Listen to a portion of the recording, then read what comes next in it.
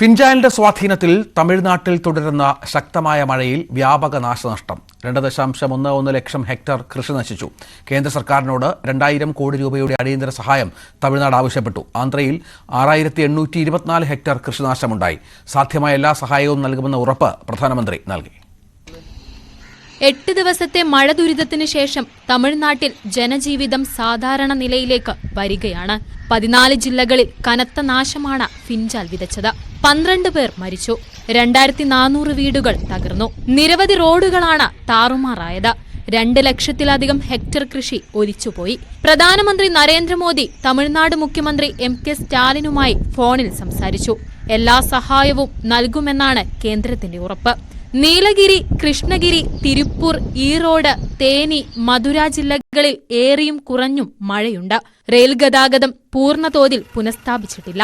ചെന്നൈയിൽ മഴ മാറിയതോടെ ശുചീകരണ പ്രവർത്തനങ്ങൾ സജീവം. ആരോഗ്യവകുപ്പിന്റെ നേതൃത്വത്തിൽ വിവിധ സ്ഥലങ്ങളിൽ മെഡിക്കൽ ക്യാമ്പുകൾ നടത്തുന്നുണ്ട്. തിരുവണ്ണാമലൈ ഉരുൾപൊട്ടലിൽ മരിച്ചവരുടെ കുടുംബങ്ങൾക്ക് സർക്കാർ 5 ലക്ഷം രൂപ ധനസഹായം നൽകും. ഹൊഗനക്കലടക്കം വിനോദസഞ്ചാര കേന്ദ്രങ്ങളിൽ ഒഴുക്ക് ശക്തമാണ്. ആന്ധ്രയിലും റെക്കോർഡ് മഴയാണ് കഴിഞ്ഞ ദിവസങ്ങളിൽ ലഭിച്ചത്. News desk, news 18.